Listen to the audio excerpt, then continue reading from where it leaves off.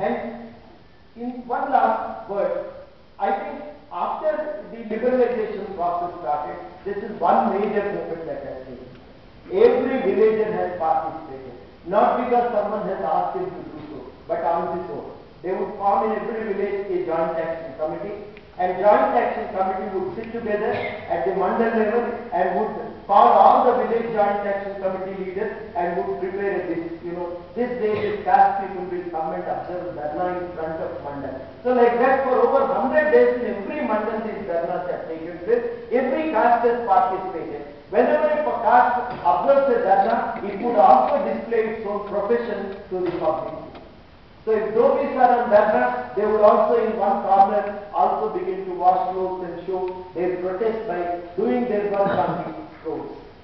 And every day these cultural symbols of Telangana were used in order to mobilize, in order to strengthen the unity amongst the people.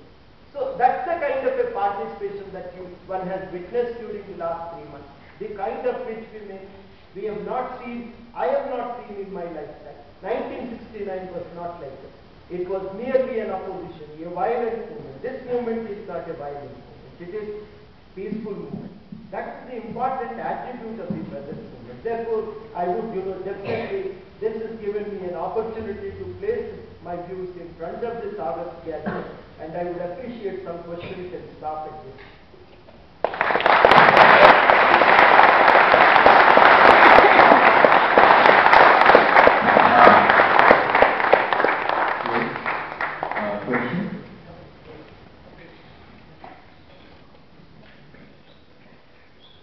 Thank you, sir, for this presentation. My question was, you also said as to how Telangana has systematically, historically been discriminated against.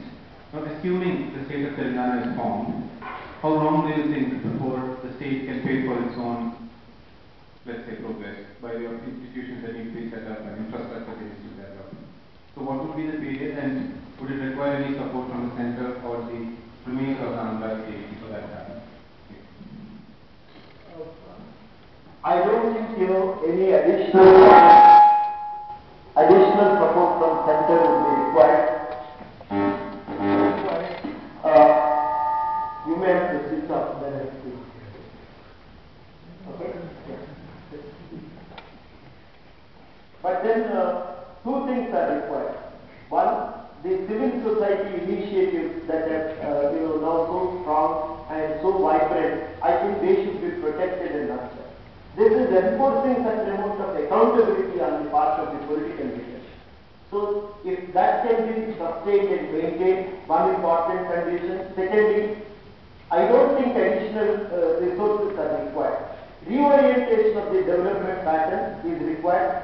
Objective priorities have to be reoriented. And thirdly, I think minimum of 3 years at least to rebuild and provide some basic facilities like irrigation. Agriculture can be pulled out of this kind of a crisis it is now facing, I think in about 3 years period. After that, the rest of things, you can always take care of the rest of the things. Particularly, the next important priority would be education. Strengthening education at the village level, mandal level would be the next concern. Maybe this has to be accompanied by a new industrial strategy that would have linkages with agriculture and strengthening the village level industries. I think some of these things would become priorities. I don't think additional resources would be required. What is required is change of priority. Sir, I'm from Telangana Government State. I would like to thank you for all your work for supporting Telangana State. My question is, at the start of lecture you are talking about negotiative power as a political or institutionalized way. After the formation of Telangana State, by looking at present political situation of Telangana State, which is far behind in negotiation power when compared to Andhra State, and Andhra is also far behind Chennai or Tamil. So will we be able to grab the opportunities which are being grabbed by Tamilians at present to sustain those negotiable power? Now, my feeling is, if Tamil Nadu is in a position to develop and is in a position, if Tamil Nadu is in position, is developed and is in a position to attract capital, It's not so much because, Tamil Nadu is more powerful. But Tamil Nadu could get this, is able to, eliminate this social inequality, bring in more people, diversify its own industrial support structure.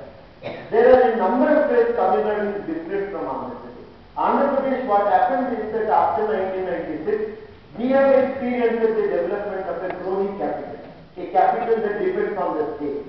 The number of people who made money because they are contractors, because they are money owners, and because they are given land even in their own Hyderabad. It is through these mechanisms people have made money, but they have not definitely helped the state to, they have not strengthened the economy of the state. They could not do that. They have not evolved an appropriate industrial policy. They could not even come up with an appropriate agricultural policy. The entire focus was on appropriating the common wealth of the state. That was the focus. And therefore, Andhra Pradesh could never achieve anything at all. In fact, Andhra Pradesh is lagging behind. At one point of time, it was capital for all the pharmaceutical industries. Today, they are all leaving Andhra Pradesh. At one point of time, they were such important public sector undertakings. They were all closed down so that, the land can be handed over to the real estate sharks. At one point of time, it was, housing a number of machine tool industries. They have all been closed down. So this is, the development of Hyderabad. They focused only on IT industry, neglected all other sectors. And that happened because we have these classes who want the common wealth of the common properties of the entire state for their own benefit. That cannot be changed unless and until the political domination of these classes is overthrown, which you cannot achieve without dividing them.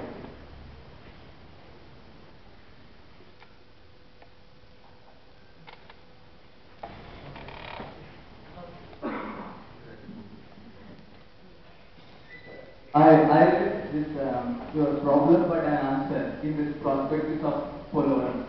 You have clearly said in such a way that the allocation of Godavari river water, which is going to Telangana and this is coastal Andhra. But when you are talking about this Polavaram project, and even CWC recently has given the clearance for that one, and we have said in such a way there is a way you can build a project without what you can say, this convergence cannot be done or kind of stuff. And the thing is, what I want to suppose to ask you is, in Polavaram,